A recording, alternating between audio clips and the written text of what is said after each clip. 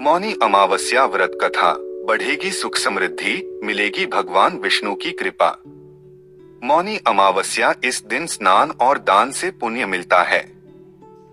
पौराणिक कथा के अनुसार गुणवती के पति की रक्षा के लिए सोमा धोबिन ने अपने पुण्य दान किए, जिससे उसके पति जीवित हो गए।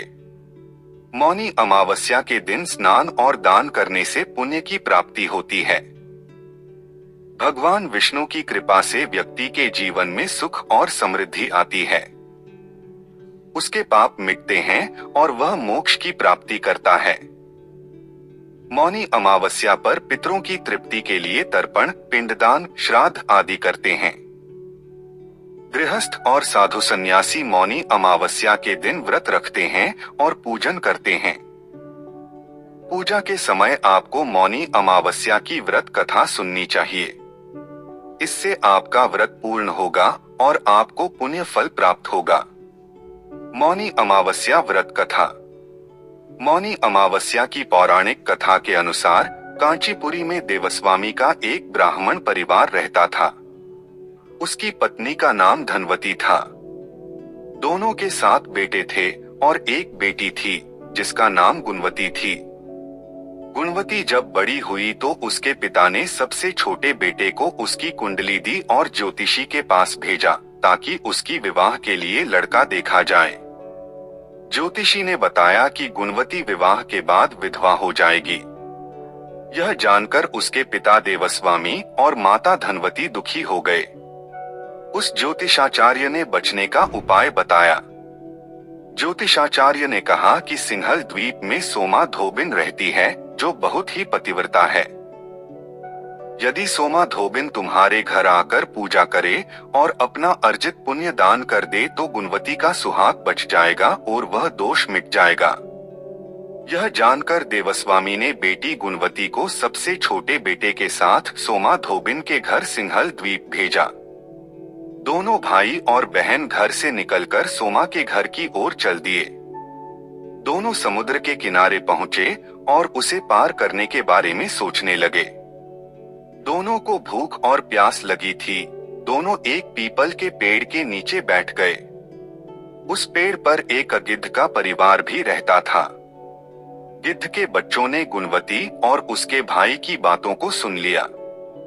गिद्ध के बच्चों ने अपनी माँ को गुणवती और उसके भाई के बारे में बताया। तब गिद्धों की माता ने अपने बच्चों को भोजन कराया और गुणवती के पास गई। उसने कहा कि तुम्हारी समस्या का हल हो जाएगा। परेशान मत हो, तुम्हें सोमा धोबिन के घर पहुंचा दूंगी। गिद्ध माता की बातें सुनकर दोनों भाई और बहन खुश हो गए। अगली सुबह गिद्ध माता ने गुणवती और उसके भाई को समुद्र पार कराया और सोमा धोबिन के पास ले गई। गुणवती सोमा धोबिन के घर के पास ही रहने लगी।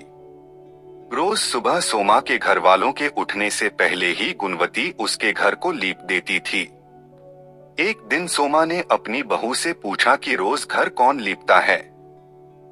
तब उसने कहा कि उसके अलावा ये काम कौन करेगा। सोमा को विश्वास नहीं हुआ और वह पूरी रात जागती रही। सुबह होते ही उसने देखा कि एक युवती उसके आंगन में आई और आंगन की सफाई करके लीपने लगी। तभी सोमा उसके पास आई और पूछा कि तुम कौन हो और ऐसा क्यों कर रही हो। तब गुणवती ने अपने आने का कारण बताया और पूरी बात बताई। इस पर सोमा ने कहा कि तुम्हारे पति की रक्षा के लिए मैं तुम्हारे साथ घर चलूंगी। एक दिन सोमा गुणवती के घर गई। उस दिन गुणवती का विवाह हुआ। ज्योतिषाचार्य के बताए अनुसार विवाह होते ही गुणवती के पति की मृत्यु हो गई।